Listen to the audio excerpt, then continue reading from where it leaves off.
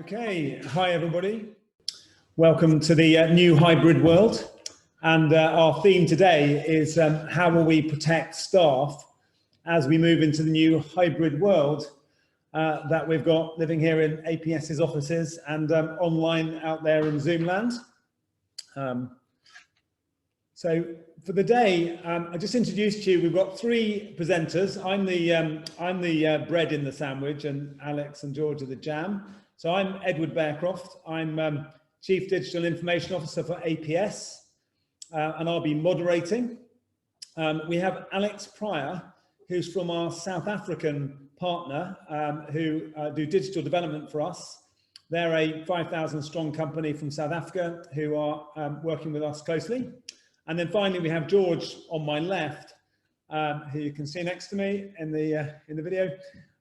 George is Managing Director of RFA, who are a IT infrastructure and services provider to the hedge fund and asset management industry.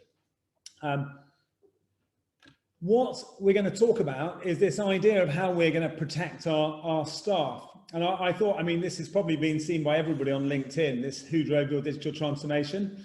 And we all kind of know, sort of, COVID did more than anybody else did to make us actually use these new tools of the digital age.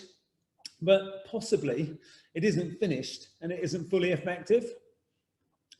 And, you know, really the question is, where do we go from here? Because we've all taken a hold of what we had to when we suddenly realized we couldn't enjoy the delights of London. But, you know, as a result, change is kind of on hold. I mean, people have progressed. We're a bit worn out with Zoom. It's not bad, but it's not, you know, the most enjoyable environment.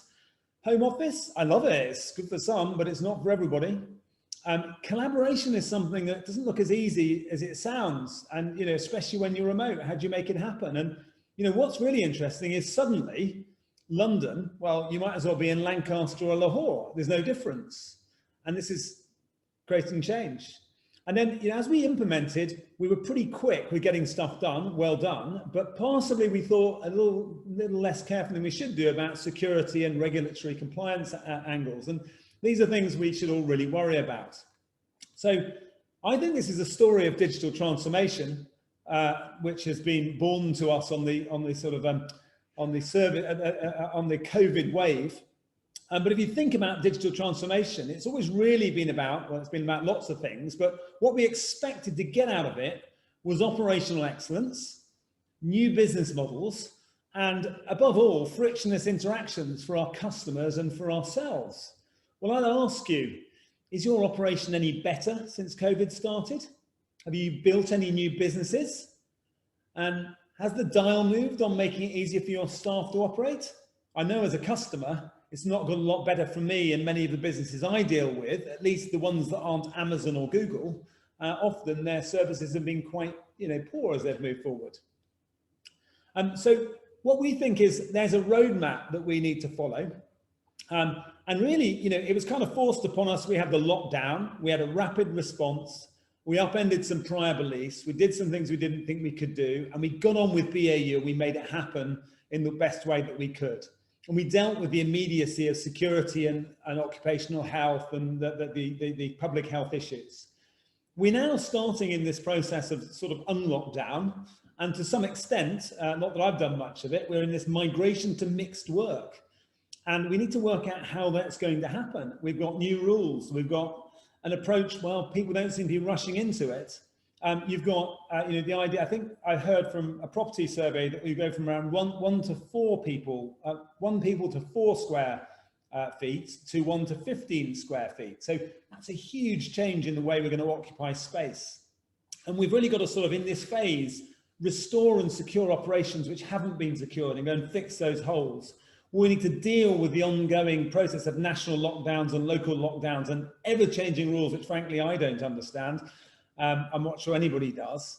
And we've got to really take on some of these occupational health issues. The mental health and the wellness of our staff are really important, and we may lose sight of them. And we've really got to get back to full BAU, where we're no longer saying, sorry, can't take your call because of COVID. I'm not saying any of you do that, but there are issues here. And then we've got to get further forward and into the new normal. How are we going to establish these work patterns? It's not going away for, you know, 12 to 18 months, from what I can tell.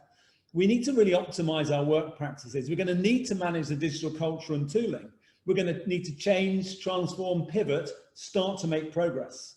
And here, you know, your issues are going to be the management challenges, the ability to deliver at pace, the intensified competition for staff, and there'll be winners and losers. I can guarantee this. You know, you can see already the Amazons are winning and the Pret-a-Manger's are losing. It's not looking so great. So let me introduce our first speaker, which is from IOCO. And we're going to be talking about an app which we're sharing from IOCO. I'll hand you over. Wonderful. Ed, thank you so much. I hope everyone can hear me. You're on you're quiet, Alex, still. Am I quiet? I will try and talk a little bit louder. Still no sound. No sound. I am unmuted. Can you hear me now, Ed? Oh dear. Hold on. Go on, Alex, carry on. Alex. It's just us two that can't hear you, everyone else. Oh, okay, fantastic. Okay, fantastic. I'm glad that that the panelists can hear me. I hope you can hear me in the office. So thank you very, very much. Hi there, everyone. I'm Alex Pryor. I am head of digital innovation for IOCO here in South Africa. So greetings from the other side of the world. As Ed has said, this is a global pandemic. This is something that's affecting all of us. So if you're wondering why is a South African chatting to you, we face the exact same challenges that you're facing here. So as you can see from my first little slide there, things are going to be different now that we're resetting the global economy. And we've all got to make adjustments. So as part of that, I'm here to talk to you about a couple of solutions about how you can actually reopen the workplace, how we can get to that stage of unlockdown while still protecting employee health. Fiona, can we go to the next slide, please? Fantastic. So I'm going to be introducing you to a little solution called Sekona. Now, Sekona may sound like a funny word. It's a Zulu word from here in South Africa, and it means we are here. And when lockdown hit us like a freight train, we all had to shut down our businesses, get our people working from home. We realized that we as an organization, but organizations in general, we just didn't have the business continuity plans in place to be able to deal with something like this right out of the gate. It's also showed us that we are far more resourceful than we ever thought possible. And I think as global organizations, I think we can all agree that we've done a pretty damn good job with very difficult circumstances. But as IOCO, we want to do something to say, how can we help organizations globally to really reopen things after lockdown? Because lockdown is going to come to an end. What we're seeing now, there's obviously the new upswing, and we're probably going to see a series of lockdowns and reopenings. But really what we're seeing here and in global trends is that there's far more of a focus on how we protect our employees going forward. So Sekona, meaning we are here, it's our shout out in the dark. We are beaten, but we are down, but we are not beaten completely. We are going to get up again. We are here and we are going to continue. Next slide, please. Okay, no, sorry, that's the RFA slides. I'm going to take over screen share now and just take you through a little bit of a demo for Sekona. So if you can stop sharing on that side, please. Fantastic, thank you very much. Let me, where did my share button go? Share screen. Screen 2. Okay, great. Everyone, can you just confirm that you are seeing my screen? Yep. Yeah. It's good. Fantastic. We're great. Great. Fantastic. Thank you so much. So what we have here is our Sekona application. Now, it really arose from the question, what would we do differently? If we knew then what we know now, what would we do differently? And the main thing from that in terms of looking after our employees was to say, we didn't have enough data. We did not know enough to be able to make good decisions about how we manage our offices. We did not have enough data about our employees to be able to make calls that affect their lives. We're making these global governance decisions, but they're based on gut feelings. They're based on knee-jerk reactions. So Sekona and then GetSpace, which I'll take you through as well, really arose from those questions saying, how can we have better decision making based on what we know now, and how can we really make sure that as we go through the cycle of lockdowns and reopenings, we are able to get the information to make those decisions. So this is a small UK version. You can see your UK stats up here at the top.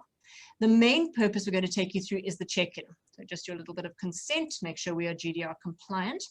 And the check-in that really asks the question for the employee before they even get to the office, how are they doing and should they really be going to the office?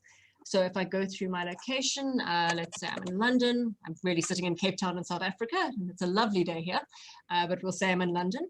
And we ask for location just so we can do a little bit of kind of geo mapping and figuring out trends within areas. So if we see that there's a spike of cases in London or a spike of our employees having symptoms in London, we may choose to actually shut down that office or reduce the number of people who are going to be going into that office.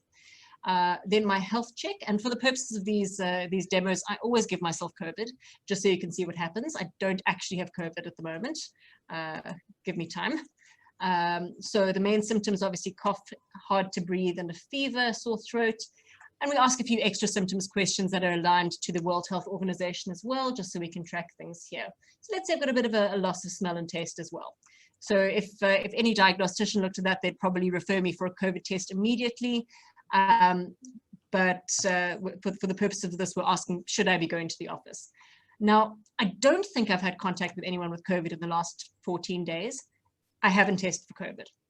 Where am I based? Well, I'm normally based in my company office, and well, I'm pretty sick. I'm actually on sick leave at the moment, but I could be working at my office, at a client site, or working from home. But even though I'm pretty sick, I'm confident I'm going to be back in the office tomorrow. So I'm going to put that in.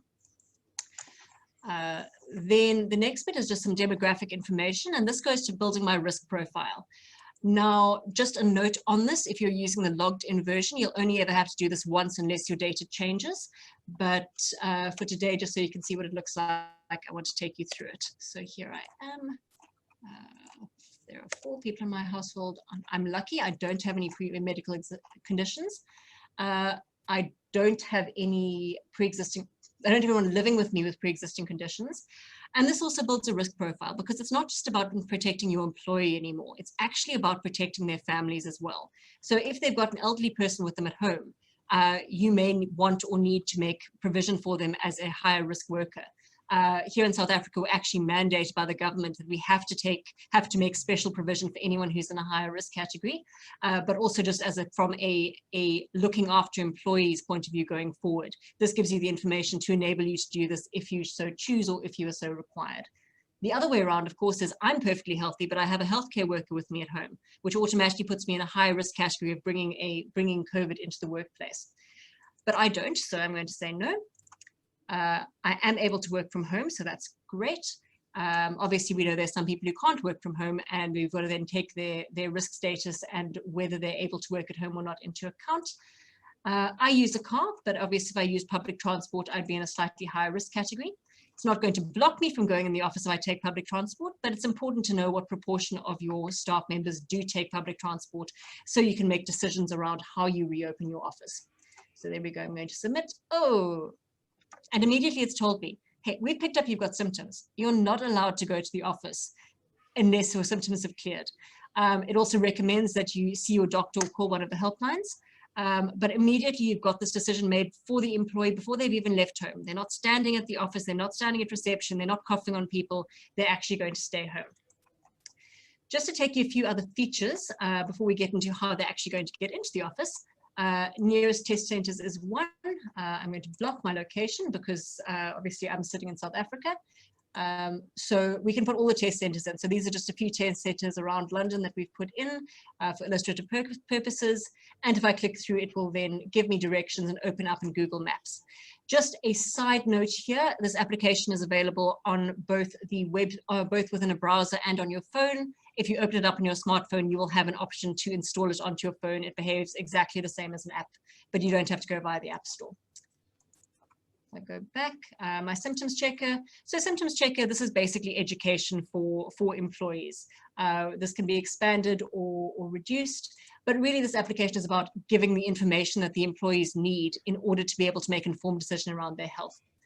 Relief measures. So we obviously know that people have been massively financially affected by the COVID crisis. So we aim to bring all the different relief measures into one place for individuals.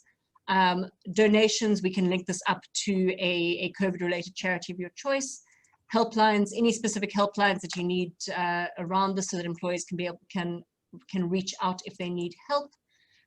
Links, that's likewise on the education side of things, so that individuals are able to get the information they need. And then Get Space. So you've done your check-in, you've said I'm not supposed to go in the office, but you know what? I'm going to go to the office anyway. What are we going to do about that? And that's where Get Space comes in. So Get Space is a booking system. And it's a very versatile booking system.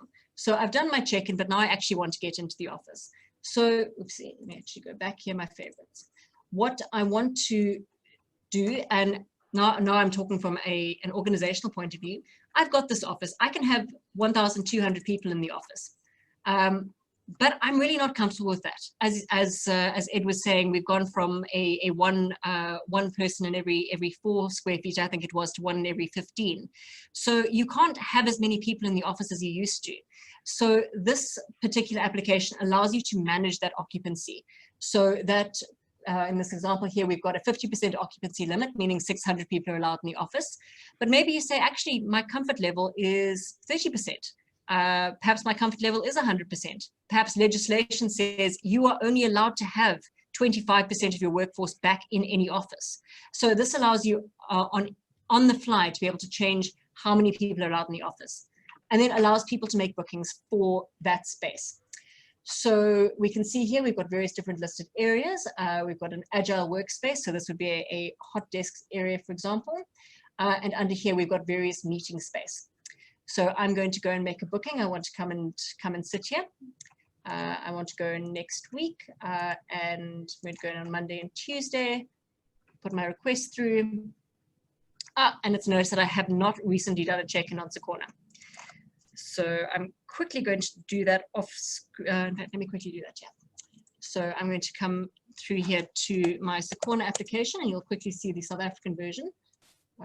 My apology on this. I thought I'd done this before the demo, but let me quickly sign in. And of course, great. So I'm going to do a quick check-in. And the purpose of the check-in, if once you've done it once, it really takes all of about 20 seconds to be able to do it. So as I said, I don't actually have COVID. I'm working at home. So there we go. I've obviously done this quite a few times. There we go. Thank you, all done checking in. I have no problem about going here. So I'm going to make my booking again. My favorites.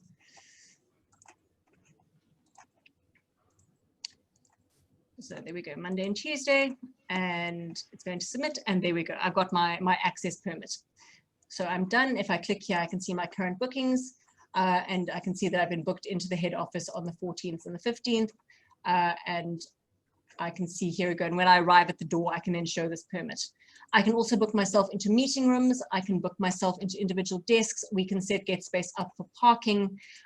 There's really not much of a limit of what sort of spaces you can book for. You can see we've added a coffee shop here, the various different tables at a coffee shop. We can see different hot desking zone, private zones. We can limit certain areas. So if we look at this crest zone, we can see it's for staff only, so no visitors allowed in that area. So Get Space is a very versatile solution to be able to reopen offices and make sure that the people who are in the office are actually allowed to be there. So that's my demo. I want to take you through just some quick reporting before I hand back to Ed and to George. Oh, sorry, that's the there we go, reporting and dashboards. So I'm not taking you through the live dashboards because obviously we want there to be enough data to be meaningful, and the live systems have health data in it. Just to note, we are fully GDPR compliant. All the data is encrypted at rest and in transit. So we're very, very conscious of your data and protecting that. So here's a dashboard of what staff wellness would look like. We can see what percentage of the staff have tested positive, who's tested, who's awaiting results, who's back in the office, and who is still working from home. Just to show you something here, the site risk is based on some real data from our company and for one of our offices. And based on this, we can see that over half our population, so critical risk means they've actually got COVID, but over half the population was in a high risk or very high risk category. So based on that, we actually said, no, we're not going to reopen our offices. We're going to enable people to be able to work from home. So this fed in a very real way into our decision-making capability. Some of the occupancy reports, so you can see the average daily utilization, maximum utilization, meeting room usage. You can see how many visitors have been on site. We are currently building in a catering module to be able to, if you have catering within your office, to be able to book that catering up front and get a view of what your catering spend is, how many of your bookings are cancelled, and then if you've got multiple offices, how many of your sites are closed, and obviously how many upcoming site visits do you have. See a couple more, all sorts of different reports, and we're constantly building out our reports. We've got the critical risk on-site summary, and this feeds into a track and trace. So if I was on site today, I test positive tomorrow, we're able to see, well, who was with Alex in the office, who was in the same spaces as I was, and be able to notify those people and tell them they need to self-isolate. Daily on-site staff reports, so who's actually been on site, what are their risk levels.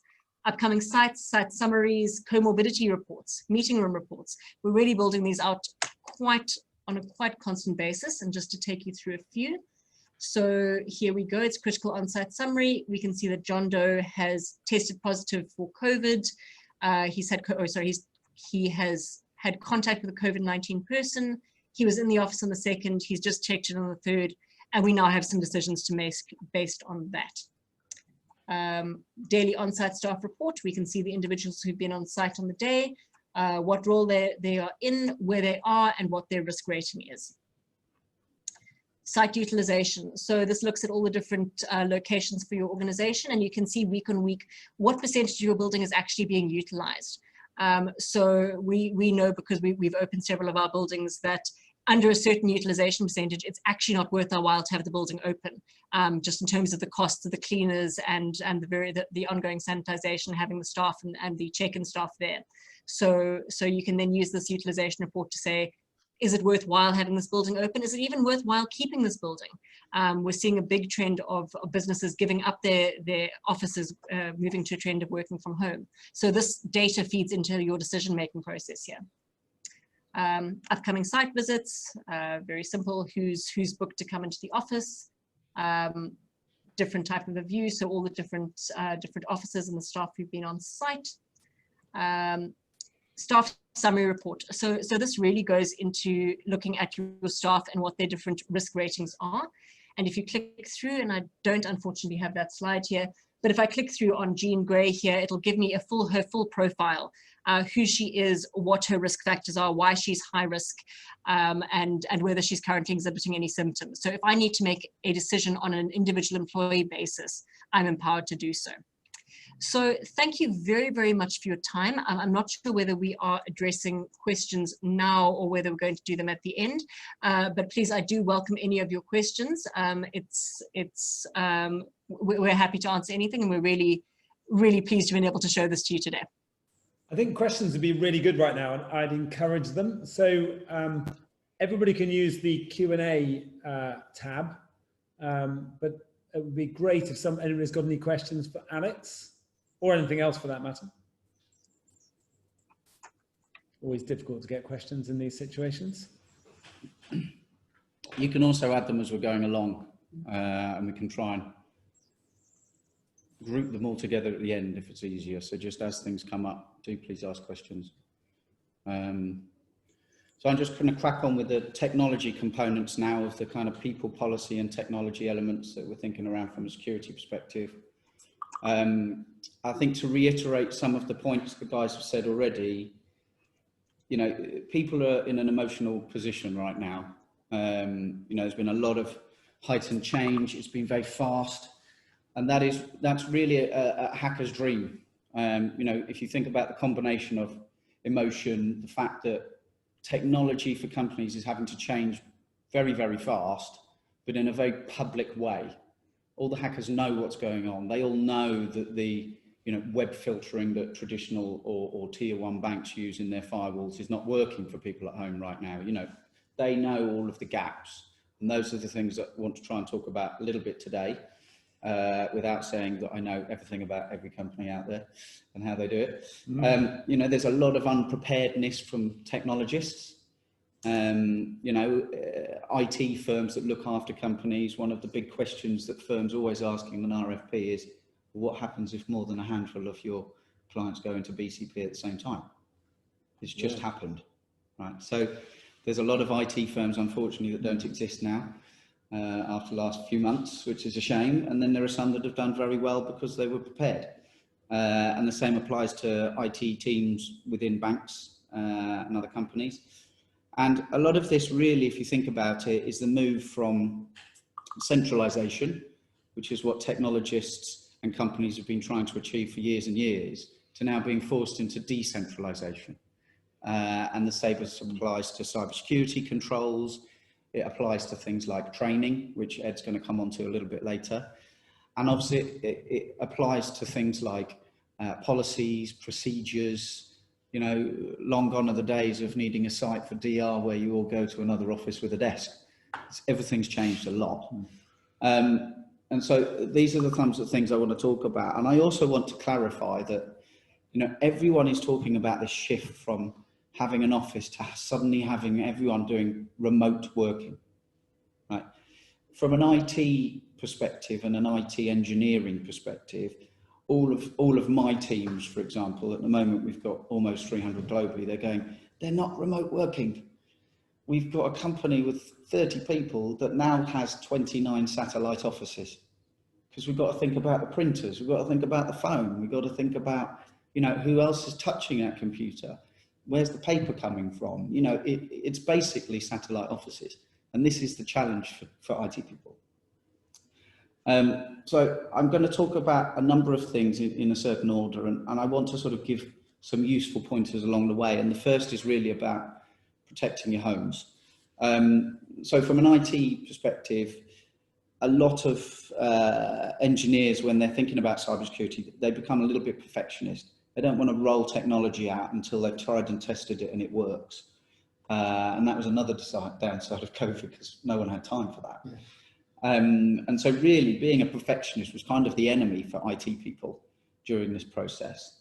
And so there was a lot of peer reviews, people reaching out, there was a lot of Zoom calls at the beginning just between IT people bouncing ideas and all of this kind of stuff.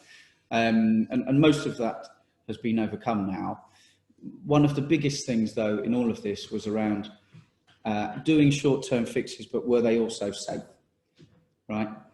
And a lot of this comes down to, if you make cybersecurity and technology too hard to use to keep it safe, people are going to find another way to do it, right? So there's a lot of things about that traditional word, shadow IT, right?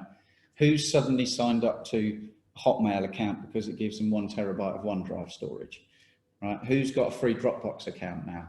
All of that has grown dramatically in the last 5 months. And so professional IT people are scrabbling around. And I'm going to come onto that a little bit later.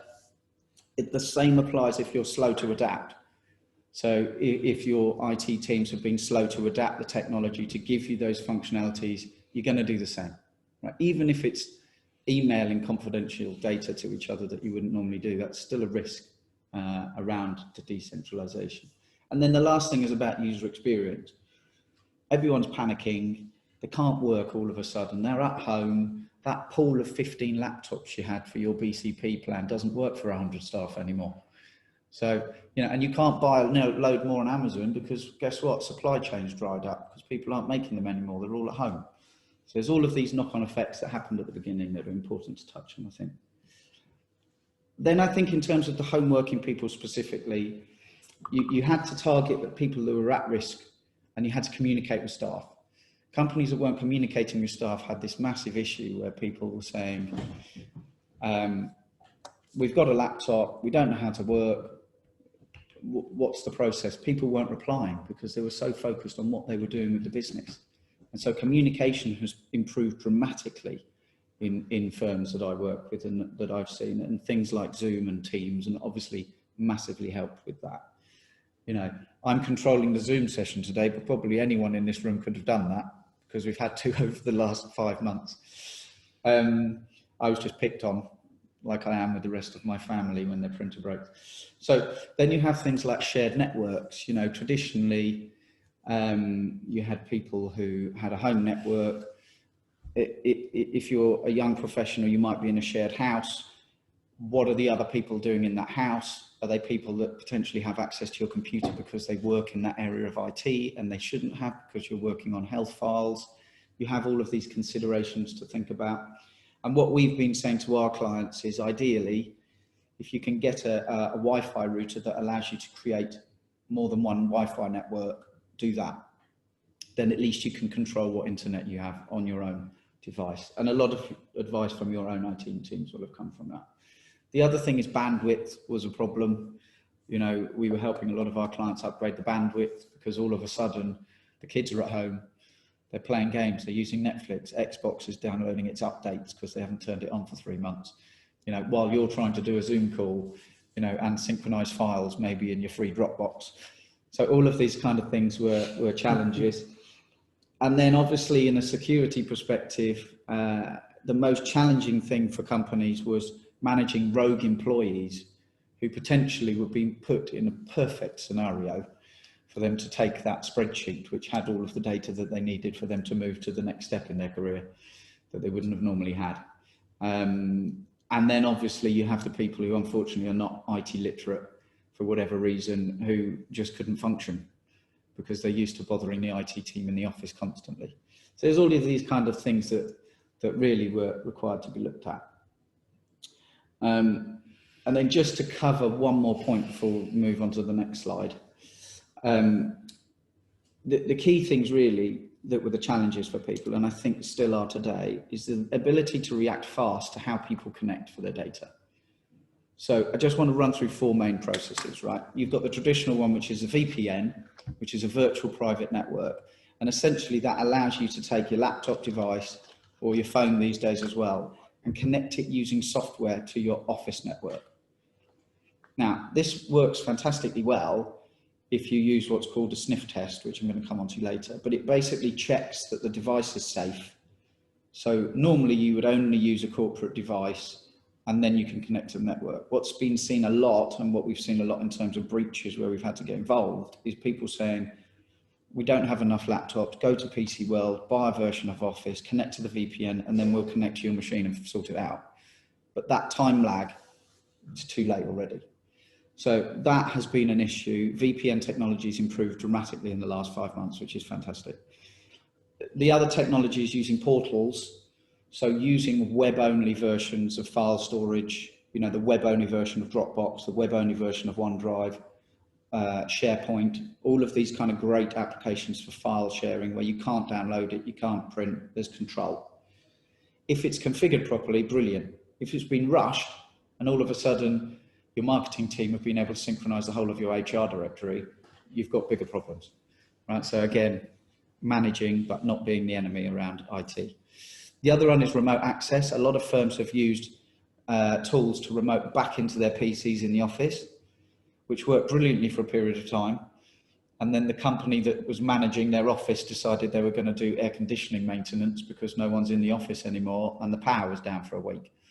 So then they're trying to adapt again. So again, it works well, but it's a challenge. And then you've got direct application access, which is things like Outlook web access. So interactive tools where you can do everything through the browser and it's containerized. And at the moment, those are the ones that are winning. You know, you don't have to worry about the endpoint. You don't have to even worry about what antivirus they have because it has no contact point to that application. The only thing that you have to think about from an IT perspective is what access do they have to the system still. So I just wanted to touch, those are the sort of 4 main components for people to think about or ask your IT teams for. And then the other thing is about communication and collaboration. And obviously everyone's suddenly learned how to use Teams and Zoom and things. And I think, you know, I don't need to reiterate the fact that you should use the waiting room features and always have a password on your account and don't share the meeting ID on Instagram, which I have seen, believe it or not. So I think everyone's fully aware of those practices. So how has it changed?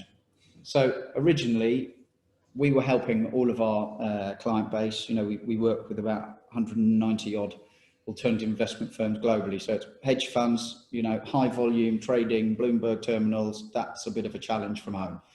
You've got private equity firms, easier to deal with, but they require face-to-face support all the time. So a lot of my engineers now cycle around London and more than they did before. But everyone thought in 3 months' time we would come back. Right, that's obviously not happened. And we're going to come to compliance and policies in a sec, but the key thing is we did a poll in advance of this, and now we've got sort of companies saying that 49% of them are just going to stay at home. It's going to be remote, at least for another year. Some of our clients have actually got rid of their offices now. And so we've completely redesigned their solutions around the endpoint, which has been interesting. Hybrid is 38%. I think a lot of people who still don't know what they're going to do are in hybrid. And then you've got exclusively office, 9%. Most of those were quant funds from our clients. And then haven't decided is 4%. They may be smaller firms who, you know, still roaming around. So I think with this really, you know, the hybrid is the new normal is what we've gained from this area. And also we did a separate poll to this, but most people are worried about seamless tools. You know, what I was saying about enabling people to work, but securely, and the user experience, but having invisible security techniques. That was a very important part of it. So how can you secure your workforce? This is the important bit. So I've broken it down into a couple of different areas to try and help people understand the components of it. And the first one is really infrastructure. So when I say infrastructure, I really mean the bits that you never really see or that you shouldn't. What actually runs your IT, apart from the little mice in the wheels that are keeping the fans going. So you've got devices, right? This is our mobile phones, this is our laptops, this is our MacBooks, this is our iMacs at home, trader PCs, all of this kind of stuff. And the key thing with this is making sure that you're not sharing devices with people at the moment. Those devices need to be more personal to you now than ever, because you just can't determine what other people are doing. You can't determine what the IT team that looks after that person are doing, what they're asking them to install. So it's very important now than ever to keep them personal. The other thing is that it needs to be properly configured. So even if you are asked to buy a personal device from your IT teams, or your outsourced IT provider, you should be saying to them, okay, I bought the device, I don't want to connect it to my company data yet. You know, as a company, you're still responsible for your data. Your IT team and the outsourced IT are never responsible. So make sure that you push back on that. The other thing is backup. You know, firms that were using these traditional tape drives or even disc-based backups, they can't get back in there now to change those discs. There's no one taking that disc home. So there's technologies now called worm storage, which is write once, read many, which means people are backing up data, but they can't manipulate it afterwards. There's a lot of technologies out there that are doing that. But again, it's all cloud-based now. Disaster recovery. Again, it's all cloud-based. Most of this now is just replicated within the cloud automatically. And that's a key component of it. Storage is another component. You know, having a single source of truth is now more important than ever. Try not to have too much synchronization technologies. You know, even things like data warehouses now can be automatically populated in Office 365 components. That's a fantastic method for centralized storage. And then the remote desktops, really those 4 options that I talked about, how are people working with that is very important. I'm going to accelerate because I know that we've got some other bits to cover. So the security slide is the most important. So the key thing here to think about is that everyone's going from that centralized model to decentralized. If you had web filtering, it used to run on a firewall. Everyone's PC was within that network. It would control the web traffic, stop you from getting phished. Nowadays, all of those cybersecurity tools, they have to run on the endpoint. All cybersecurity has to run on the endpoint. You should have behavioral analysis running, which means you don't really need antivirus anyway because it does it. And these are the types of tools that we've been running for our clients for a number of years. And they really help, not just from a technology perspective, but they're protecting the endpoint. It doesn't matter if you're in an airport on a Wi-Fi device. It doesn't matter if you've got a SIM card in your laptop. It doesn't matter if you're in a web cafe, if they still exist, or in the office. It doesn't matter, because it's protecting you and the device. And a lot of these technologies are designed to monitor what you're doing and the device. So we as a firm now around security, we actually work with HR more than ever, because we can tell if someone's thinking about leaving. You know, they start accessing spreadsheets they wouldn't normally access. You know, all of these components, very, very important. Zero trust is now more important than ever. And that basically means the technology you use to protect your technology basically assumes there is no trust of the user, and it assumes no trust of the device. So it doesn't mean that you can't then do anything, but it means that the devices are just automatically protected, right? Then the user and the device has to earn the trust. And this is what I was saying about the sniff test. This means that when you're connecting to something, you have to pass some tests. I don't know why they call it the sniff test, but they do. It's the who, what, where, why, and how. And if you meet all of those prerequisites, you can then connect, access your data, access your email, etc. And that's the way that technology is really moving right now. Password managers are a given. Single sign-on and multi-factor authentication is probably now more important than ever. Cloud app security is very important. That allows you to govern your data. You can track where your files are all the time, who's accessed them. Your IT team can then actually wipe devices with those files if you've got that rolled out, and that's very, very important. And then email data and encryption is clearly important right now. We try and encourage firms as much as possible to use the Microsoft Azure components, things like Intune, which some of you may have heard of before, mobile device management, where if someone loses the phone, you can wipe it. Intune allows you to do that on your laptops, your PCs, your Macs. It's far greater control. Just touching on compliance quickly, this is very much about policies and procedures. So to give an example, business continuity plans before would always have this staged timeline. You know, if we can't access the office for a week, do that. If we can't access it for 2 weeks, we're then going to step into, you know, red zone. And if we can't access it for a month, guess what? We need to find a new office. That doesn't exist anymore. So a lot of BCP plans we're looking at are, you know, whose house are we going to use for things like red team events, where you need to have a meeting in person because it's a really difficult situation, a decision has to be made. Cobra meetings, but for businesses.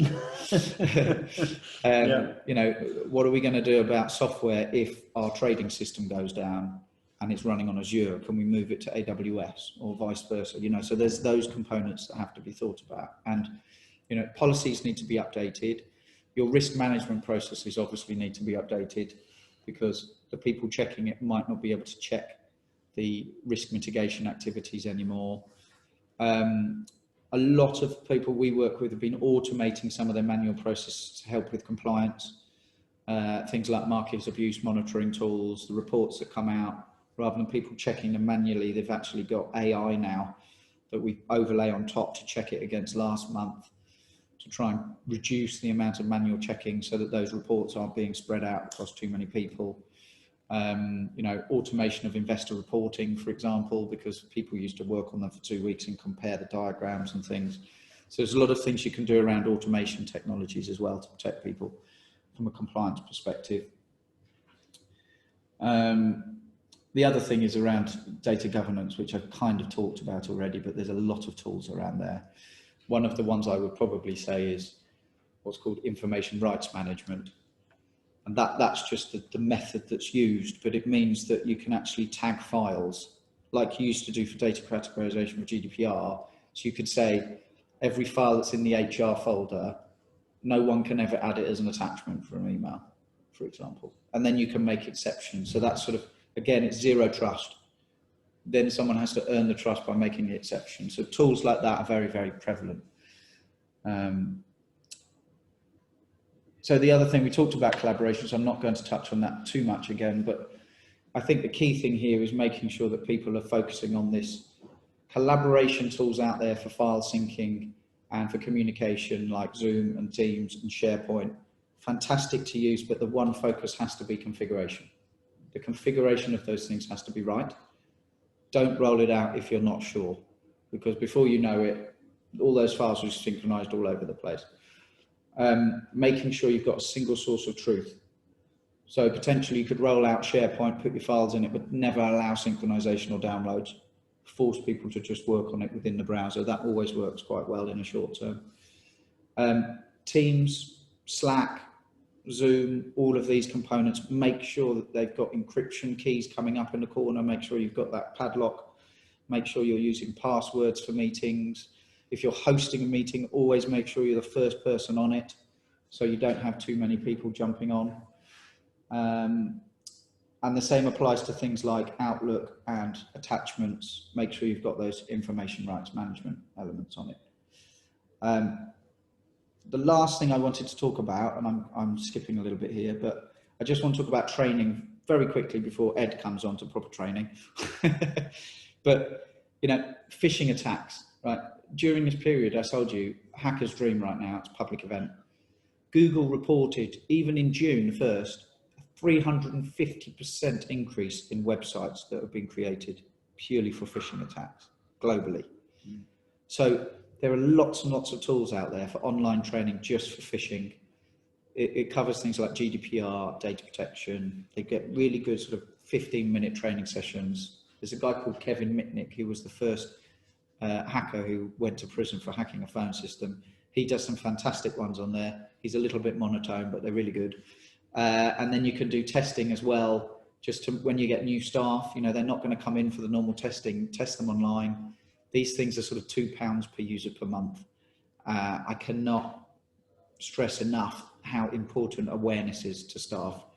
And that I'm going to finish on and pass over to Ed, as we're now talking about training. Great.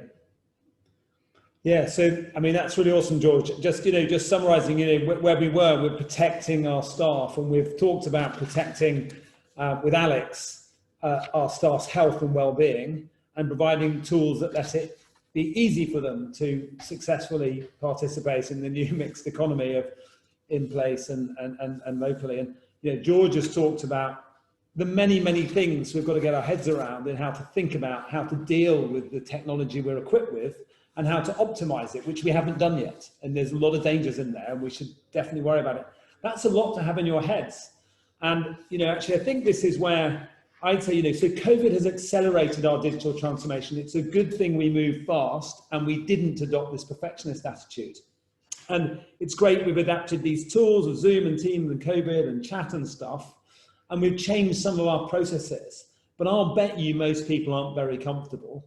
And I'll bet you most people aren't really as effective as they used to be a lot of the time. And some people are effective, and good for them, well done.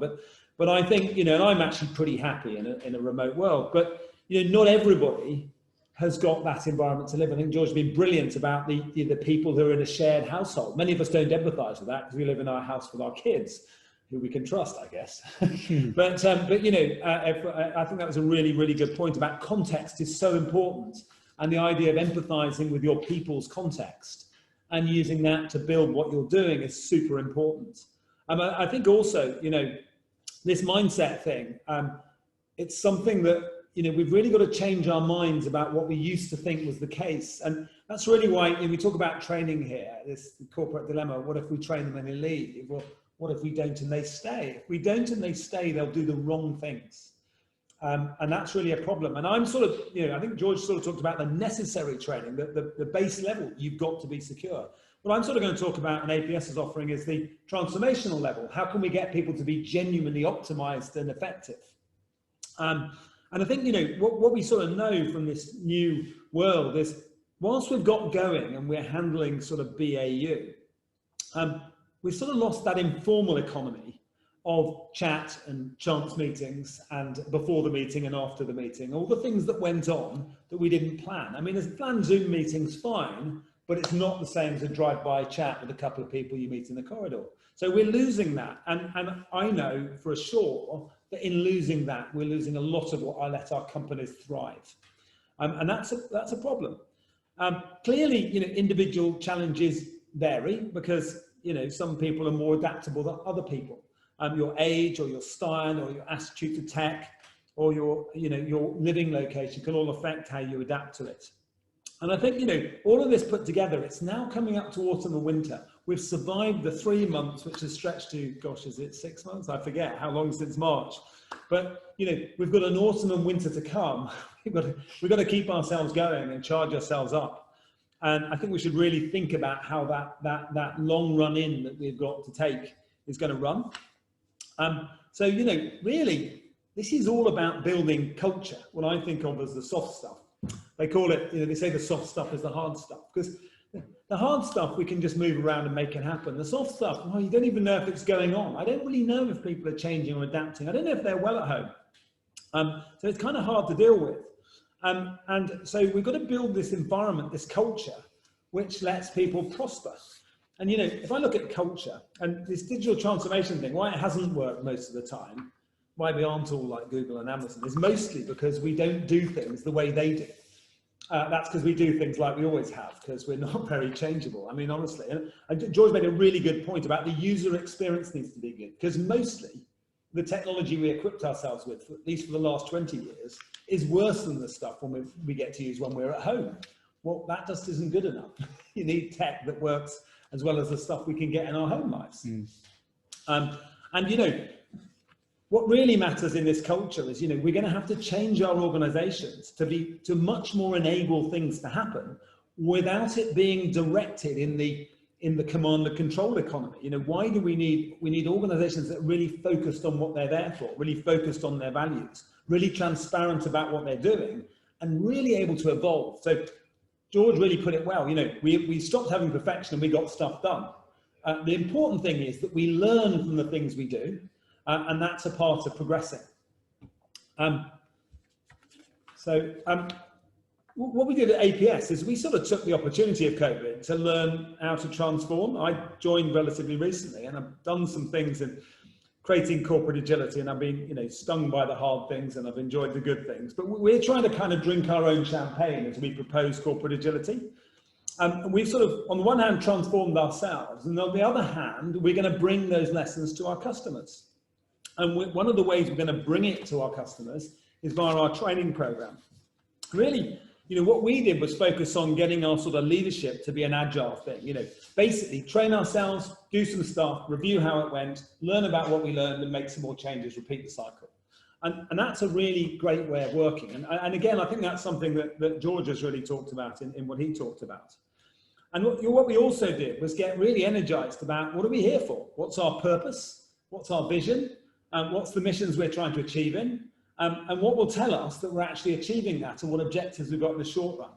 And we now organise around that. We have a daily meeting. We have a daily meeting through our sales pipeline, look at our product development plans, and look at how our operations are going. And we're really focused on that. And we never used to do that because we used to come to the office and have a chat about it. So these are all things that have changed. And, you know, we've supported those with the tech tools, but it's the culture that's arisen around the tech tools that matter. And our training, and we've all done some of it, has really helped us. And I haven't really mentioned this word sort of agile because it's got a bad name. But really, this is what we call agile, because agile is absolutely full of amazing tools, ways of working, ways of operating, ways of thinking, which will help you to be really successful in the COVID era. And, you know, there's no one right way, but what you find from attending this training and putting your people through the same training is they develop a common understanding of the best ideas, and together they'll work out how to make this work out. Now, I think all this best training is best tailored to a company. We run this training on an open basis on the one hand, but we can also run it specially for companies. So it depends on your thing, but we think every company deserves its own program geared towards its kind of people in their kind of context. So when you kind of look at the syllabus, what have we done? We sort of think about it in the terms of the sort of roadmap that, you know, and at the start of it is how do you align your leadership? And one of the things about leadership is most of these transformations fail because the people in charge are rubbish at it, I'm afraid to say. And that's because they don't really understand what it's like to work in a new kind of company. They've never worked in Google, and they're often a bit, they just haven't been successful because they were good at mastering using tools that involve technology and so on. So it makes it difficult for them. They really need to become aligned, and they should do things like learning from Agile Leadership. We're on an Agile Leadership course. if they're at the sort of next level down, understanding the scaling technologies that exist to run Agile, things like SAFe and LESS, which are scale technologies for running these things together, are tremendous learnings. And the idea of leanness, I think we've heard lots of examples of how people have been lean, is an important attribute of how you deliver against this change in this new, complicated environment where there is not the certainty there was before. So get your leadership aligned. Empower your management. You know, management still needs to exist. It's more level, and management will need to exist to help the teams, not to tell them what to do. This is the job of people like Scrum Masters and product owners. They set the visions and they help the work to happen, and then they help teams to get work done. So we've got courses around Scrum Master and Product Owner. These are courses actually that address the sorts of people that used to be project managers or business project managers or IT project managers. Only Scrum, which is an agile method, has worked out how to explain for those people to do the work collaboratively, as opposed to in the old IT business hostility approach. I'm not saying IT and business have always been hostile, but it's often the case. So these are fabulous courses. And then we've got courses to train our teams in the skills you need to work in this remote mixed environment, ranging from sort of being good at remote facilitation and the ways of using these tools, things like Miro for whiteboarding or Zoom, things about how you break up those calls. Actually, we've not been very good in this. We wanted to get some interaction, but because talking people are kind of a bit boring on Zoom a lot of the time. And so interaction is really good. But so we've got courses on exceptional remote facilitation. Things like, using these tools like Jira and Confluence, you may not have heard of them, but they're very useful tools for running work. And we've also got courses in things such as design thinking, which are tools that allow you to get cross-functional people together and really focus on innovating with users and customers and forming rapidly the plans or the ideas for what we're going to move towards. So we've got a full set of training. And really, to sort of tie this all up, and I'm going to close up in just a moment, this training package is the final part to protecting your workforce. Keep them safe, make them secure technology-wise, and help them to thrive so we protect the interests of our firms and businesses. APS in that exists. We will deliver this training. We can do it incredibly economically. We've managed to get the cost of our Scrum and Product Owner courses sold out at just £500 a place for 2-day courses where you get a certification. We're looking to run these at as low a cost as possible. To say we want to talk with people about how we can design them to fit to them and how we can evolve those courses to ever better meet the needs. So calling it to a halt at, I think, just 2 minutes to 4, and we're scheduled to finish in 2 minutes. We've had a bunch of questions which we've sought to answer as we went through. I'd be more than happy to hear any more questions. I'm looking to see if we've got any. But I suppose finally, I'd just sign off myself with saying thank you very much indeed for your time and for joining us in this discussion and this conversation. I hope we've added you some value and given you some thinking about how to get from where we are to where we're going. Do contact us to find out more. George, since you're here, Alex, you're on the line. Do feel free to add before we close out. I think if I was going to summarize what we've been talking about, I mean, it's really, it's the kind of people, policy and technology components of running a business. And, a lot of what we talked about today is about how you can align the technology and the people components. And this kind of centralization to decentralization, both of people. I think we're all clearly aware of that. And the technology, and hopefully, we've given a lot of food for thought for people and what we've seen across different clients and things. I think one of the really big things, George, fitting into that idea is making the most of those people. People will otherwise sit at home not knowing quite what to do. And the more you can get them involved, there'll be awesome people in RFA who can go out there and do stuff, but they need aligning to the need. It's generating that energy around the communication and motivation around it is important. Yeah. Alex, offering you the chance to comment. Yes, thank you guys. I actually just want to add that I think that the way that we look after our employees and deal with employees going forward is is going to be there's going to be a fundamental shift in how employees look at who they're going to work for. And an organization that is able to look after their employees, to train them, to protect them, to make sure they're secure, is an organization that's really going to be ahead of the pack as we go forward. Things have changed. We've got to change with them. But it's also a really exciting time to see how we can take things that have always sat in the back burner and really, as you said at the beginning, Ed, take this COVID as an opportunity to transform the way we do business. So also from my side, just thank you so very much for the opportunity to be here and to present to you. It's exciting times, and we can definitely run with them. Thank you, Alex. Thank you. With that, we'll close. Thank you very much indeed. And as you're meant to on Zoom, I shall wave goodbye.